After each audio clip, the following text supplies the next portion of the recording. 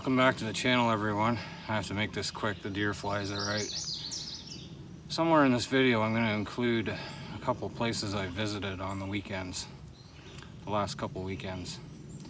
One was a family cottage, and the other I arrived late at a car show. So I'll include some of that footage in this video. At the family cottage, I shot some video of a boat ride I went on with some of the family. It was quite a nice lake. It's just north of my house. There's no cottages on the whole entire north side of the lake. It's a really pretty lake. Hopefully you enjoy the footage.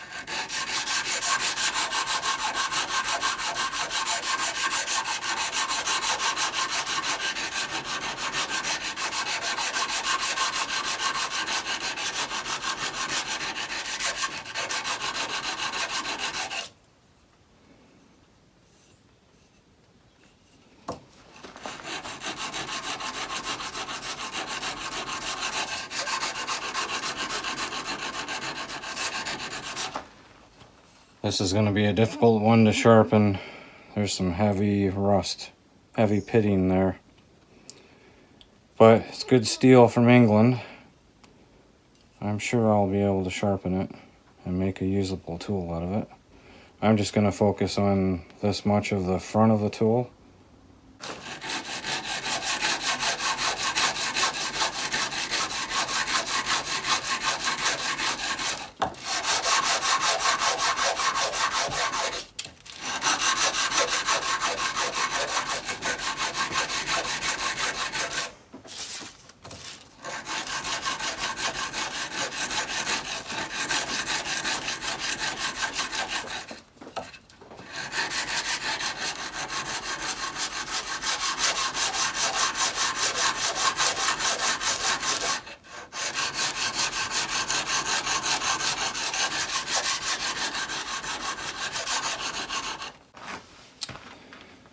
Someone over the years has taken a grinding stone to this chisel.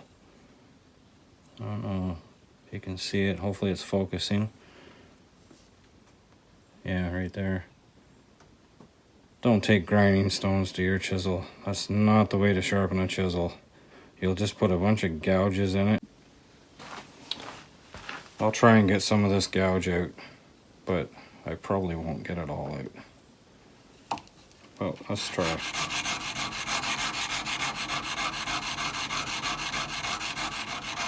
Yes, don't use grinding stones. Don't use a grinder, don't use grinding stones. Don't do it. You'll wreck your tools. You can also be grinding on them, get them hot, and turn the tool blue. And then you've lost the hardening of the steel. Or you've altered the hardening of the steel. Just don't use a grinder on your tools. It's not the way to sharpen things. Because you will end up with deep gouges, deformed edges. You'll just ruin your tool. Anyways, that's enough lecturing.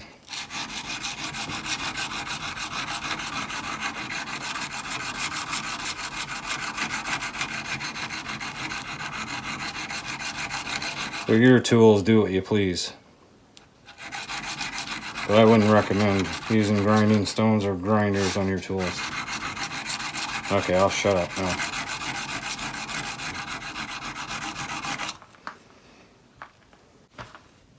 Okay, hopefully it's focusing. But I've got most of the gouge out of it that was caused by a grinding stone or an electric grinder. They've kind of taken this side off compared to this side, but there's still enough to use. It should be fine. This side here is okay now. So the next step is the whetstone. We'll get it as sharp as we can. As sharp as it needs to be. And we'll go from there. Okay, so let's go.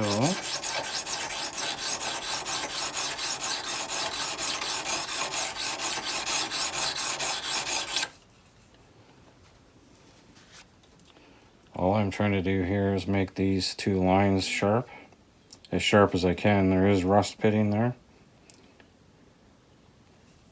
Then I'll turn it over to do the sharpening bit.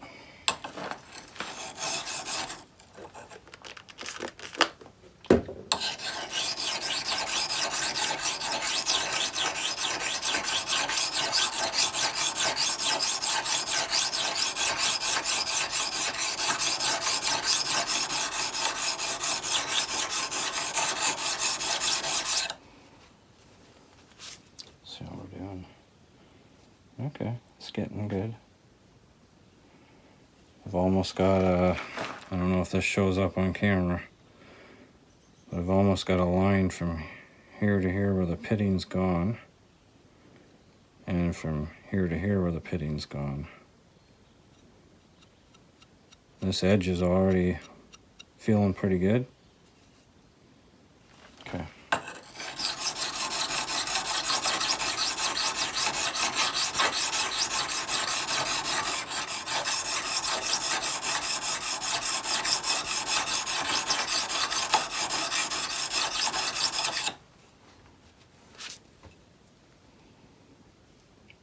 Probably enough. Okay, so let's try and sharpen it a bit. So like I mentioned in previous videos, because this is a round edge, I think I'll turn it this way. You want to start at one corner. And this takes time and patience. The more time you spend on it, the better your tool is going to be. Sharper it's going to be. You want to go something like this.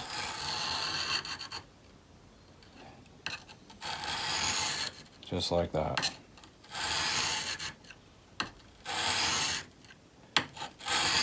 And this is tedious. It's not a lot of fun. But the end result is you'll have a nice tool.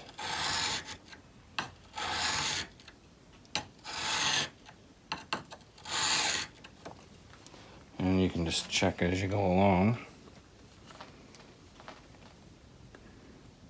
And as you can see, the edge is getting better, other than where they damaged it. But overall, it's not that bad. It's almost ready to use. Getting close. I'm using Windex as a lubricant for the stone. Some people use water, some people use oil. I like Windex.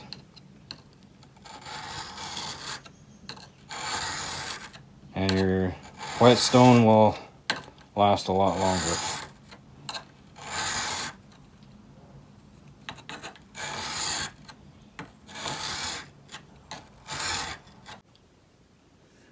Don't pay any attention to these pits.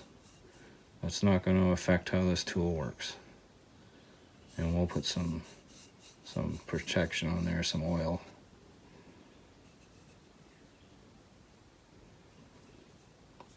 It's going to be a nice old tool. Nice old tool from England. They made some good steel back in the day, especially Sheffield.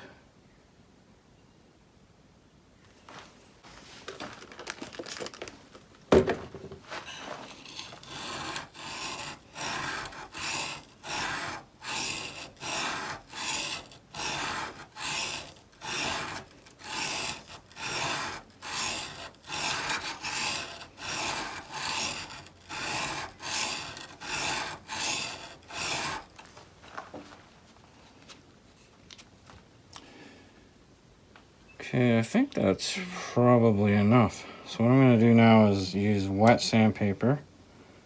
I'm going to polish this up and make it super sharp.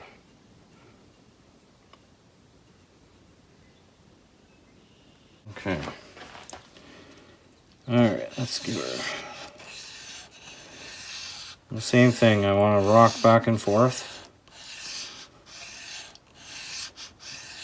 just so it's sharpened and polished evenly. You also want to keep it on the correct angle so you don't alter the bevel, the edge and the bevel. Just rock it back and forth. Be patient. Doesn't take that long, actually. Let's see what we're at now. See, already we're getting very, very shiny and sharp already.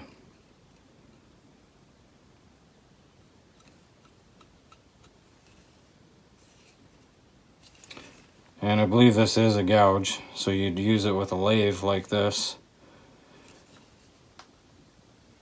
So I've probably got it sharp, as sharp as it needs to be for a lathe. You're just taking off material. I'll go a little bit sharper. Okay, she's just about finished. Just gonna go over it a little bit more.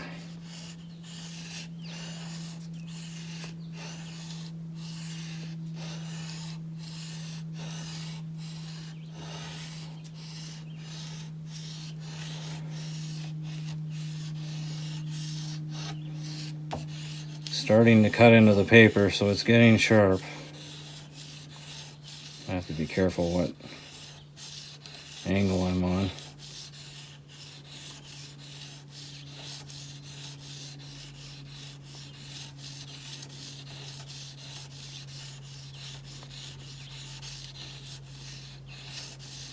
Okay, let's see what that looks like.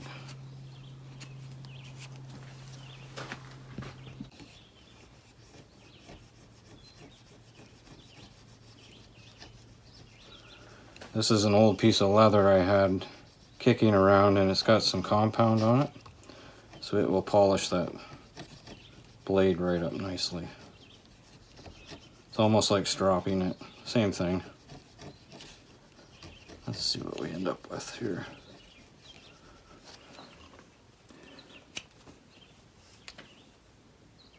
And yeah, look at that. We're sharp. Like you can,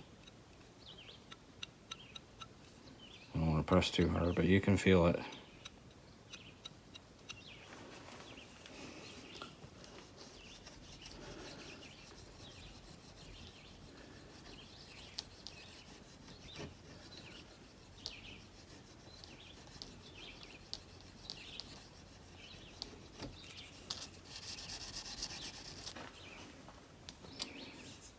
Yeah. That's as sharp as this tool needs to be. I'm going to call it finished. Hopefully it focuses. I'll try to get a close-up of it when I'm finished cleaning up.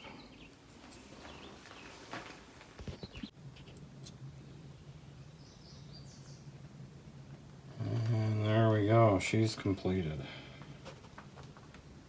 It's plenty sharp enough now.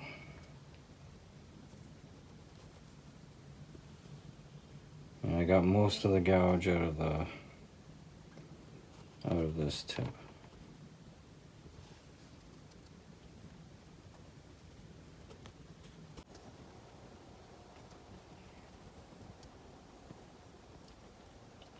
She's good and sharp. Sharp enough to use. Boy, there is some heavy pitting in this.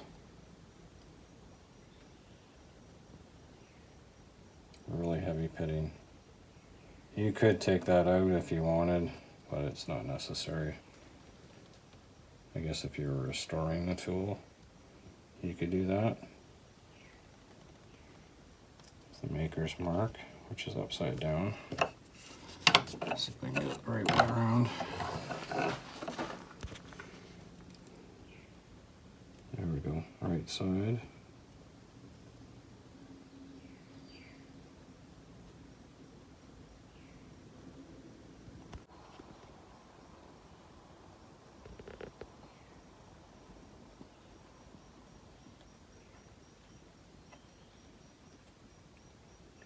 She's a beautiful edge now. I'll try it out on a piece of wood, even though this kind of tool you wouldn't use it this way. But I'll show you how sharp it is.